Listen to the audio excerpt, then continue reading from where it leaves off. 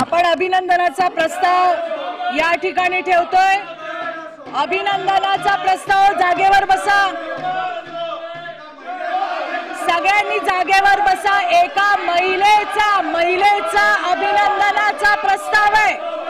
कृपया सगळ्या सदस्यांनी कृपया जागेवर बसा। अभिनंदनाचा प्रस्ताव, सगळ्यांना अभिमान वाटावा।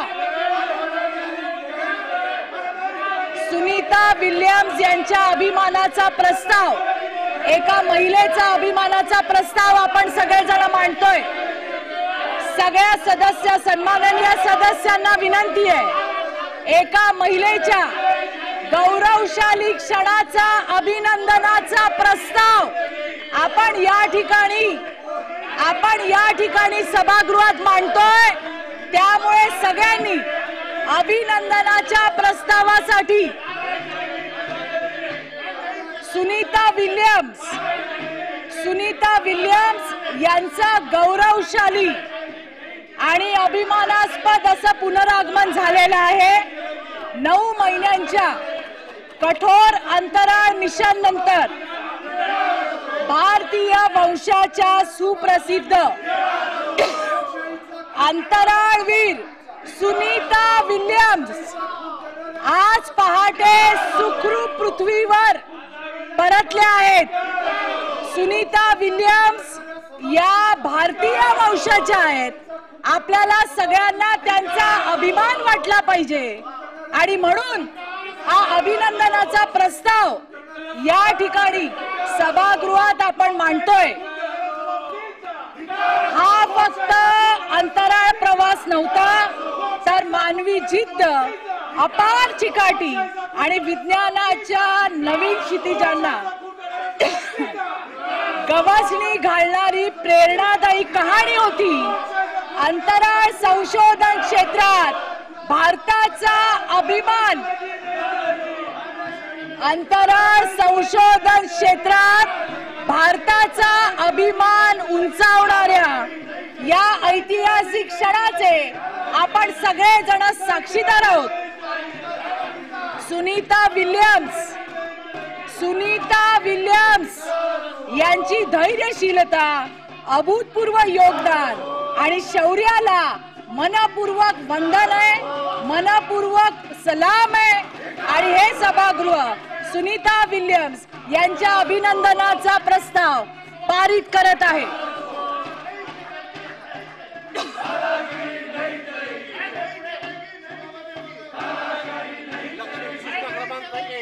कुठे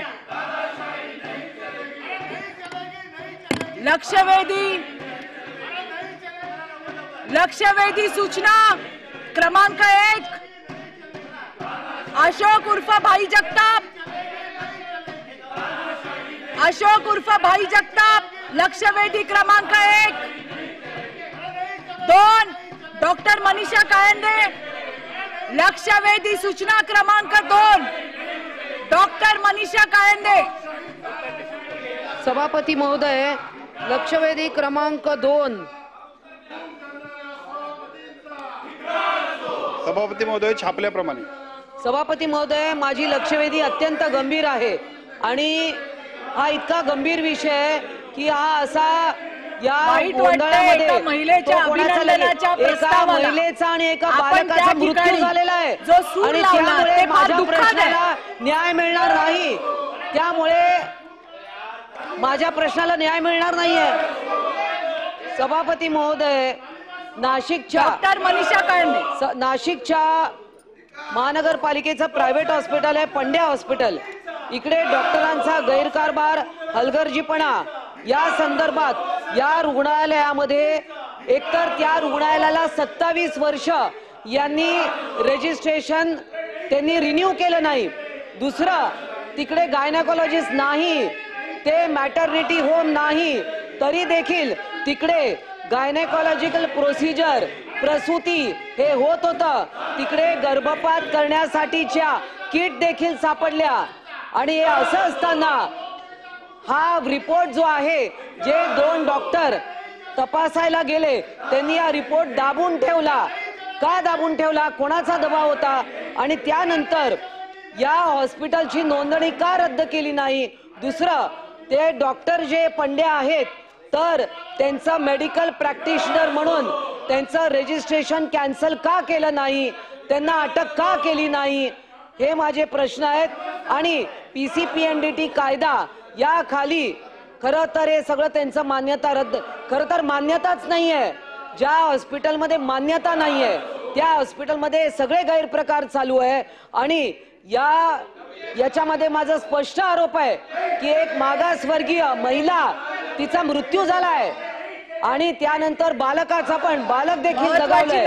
आणि अशामुळे एका महिलेच्या आयुष्याचा प्रश्न आहे सभापती महोदय. अतिशय महत्वाचा महिलांचा प्रश्न चाललाय. एका महिलेच्या अभिनंदनाचा प्रस्ताव सुद्धा. सभापती महोदय, माझा पहिला प्रश्न असा आहे की डॉक्टर पंड्याला अटक का केली नाही? त्यांना गजाआड का टाकलं नाही? 27 वर्ष विना परवाना ते हॉस्पिटल चालवत आहे. दुसरं, डॉक्टर पंड्याचं आज देखील रजिस्ट्रेशन कॅन्सल का केलं नाही? हा माझा दुसरा प्रश्न आहे. तिसरा प्रश्न, जे आपले 2 वैद्यकीय अधिकारी आहे, डॉक्टर शेट्टे आणि डॉक्टर चव्हाण, हे त्यांचं हॉस्पिटल देखील त्या हॉस्पिटलच्या समोर आहे. 27 वर्ष बिना परवाना हॉस्पिटल चालवत होते. या 2 अधिकाऱ्यांना आपण बडतर्फ करणार का? श्री प्रवीण दरेकर जी.